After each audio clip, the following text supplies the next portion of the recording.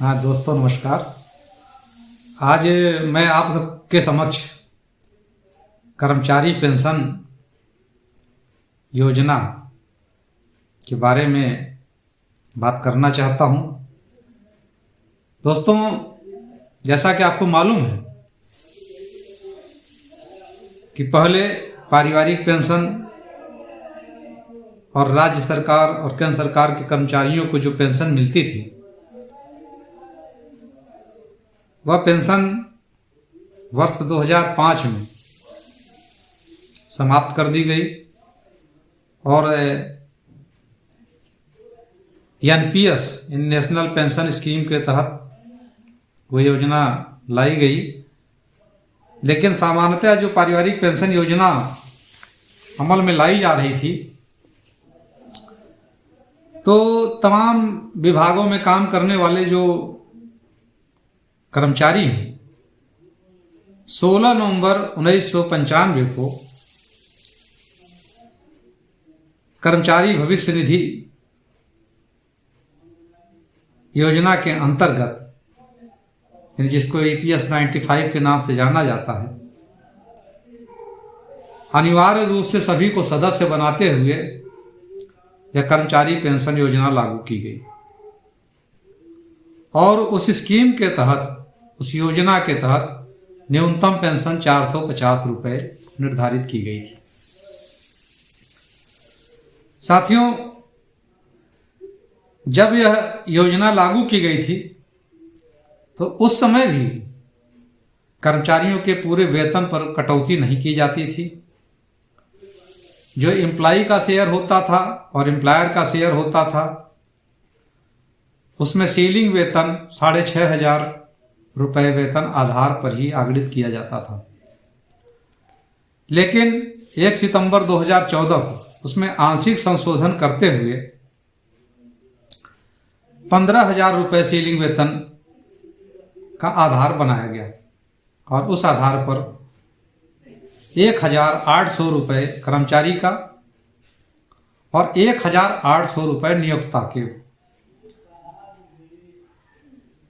और उस 1,800 रुपए जो नियोक्ता का अंशदान था, उसमें से 1,250 रुपए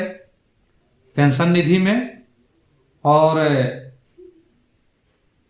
शेष 550 रुपए और 1,800 रुपए कर्मचारी का, दोनों का जोड़ करके 2,350 रुपए उसके ईपीएफ खाते में जमा किया जाने लगा। लेकिन साथियों, जब ये 450 रुपए पेंशन मिलती थी, वो बहुत ही अल्प थी। कालांतर में पूर्व में प्रधानमंत्री रहे मनमोहन सिंह जी द्वारा 1,000 रुपए न्यूनतम पेंशन का कैबिनेट में प्रस्ताव पारित किया गया, लेकिन वह योजना लागू नहीं हो पाई। बाद में वर्ष 2014 में जब प्रधानमंत्री नरेंद्र मोदी जी प्रधानमंत्री बने, तब उन्होंने 1,000 रुपए न्यूनतम पेंशन योजना लागू किया।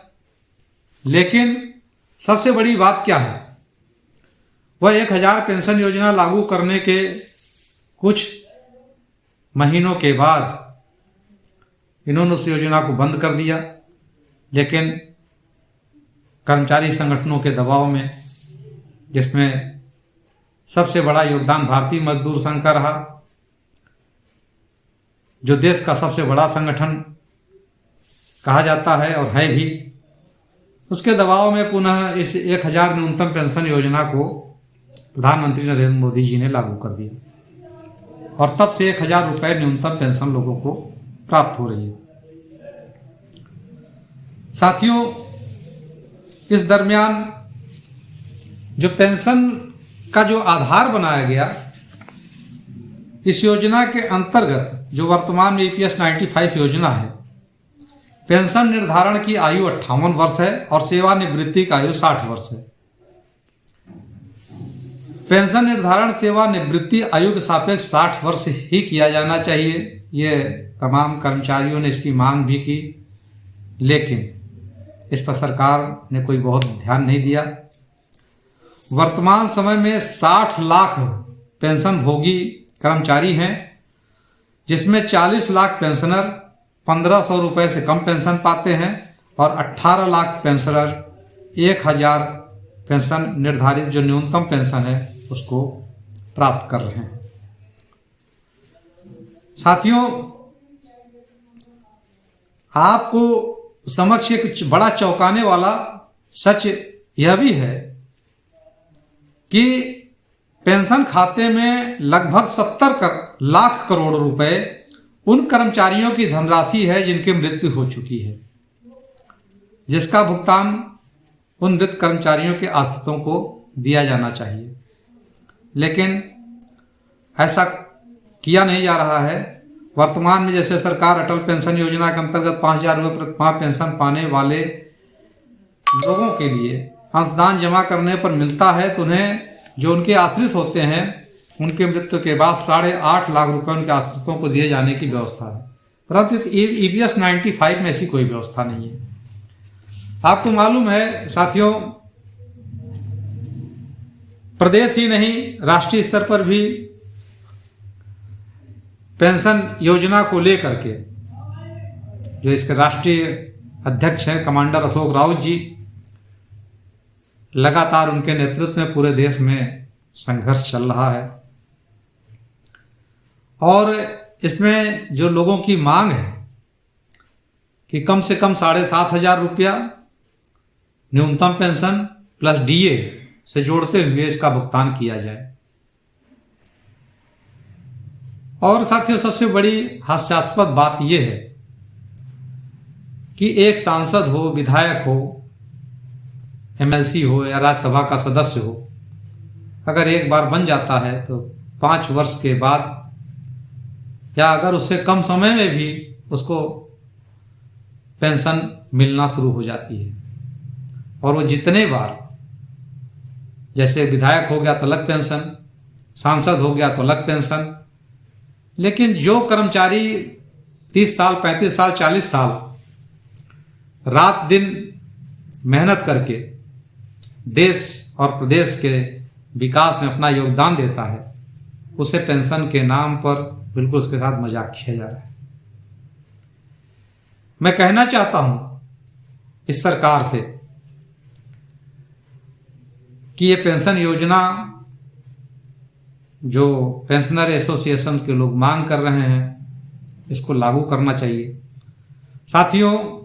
जो EPS 95 के अंतर्गत जो पेंशन हम लोगों को प्राप्त होती है, उसमें किसी भी प्रकार की कोई बढ़ोतरी नहीं होती है। पहले दिन से जो पेंशन मिलना शुरू होती है वही आखिरी दम तक मिलता है, जबकि तमाम जो अन्य राज्य कर्मचारी या केंद्र के कर्मचारी जो पेंशन पाते हैं, समय समय पर बढ़ने वाले महंगाई भत्ते का लाभ भी पाते हैं। आज इस EPS 95 योजना को सुधार करने के लिए कमांडर अशोक राउत जी ने प्रदेश में और अन्य राज्यों में जो भी वहाँ के प्रदेश के पदाधिकारी हैं, उन लोगों ने तमाम प्रदेश के अन्य राज्यों से या उत्तर प्रदेश में के सांसदों से मिल करके अपने इस बात को सदन के अंदर भी उठवाया गया, लेकिन फिर भी सरकार कोई इस पर निर्णय नहीं ले रही है। माननीय उच्चतम न्यायालय ने भी 2016 में एक निर्णय दिया, लेकिन उसको भी सरकार लागू ही नहीं करना चाहती है। तो आखिर ये इतने लंबे समय तक काम करने वाले कर्मचारी कैसे अपना जीवन यापन करें, यह एक बहुत बड़ा सवाल है। साथियों, इस वीडियो के माध्यम से आप सबको यह बात बताने का प्रयास किया गया कि जब सरकार अटल पेंशन योजना के आश्रितों को 8.5 लाख रुपए उनकी मृत्यु के बाद देती है, तो इस EPS 95 योजना में जो पेंशन दी जाती है, अगर उसकी मृत्यु होती है उसके आश्रितों को क्यों नहीं पैसे दिए जाते? मैंने अभी बताया ना 70 लाख करोड़ रुपए जमा है। तो इस तरह से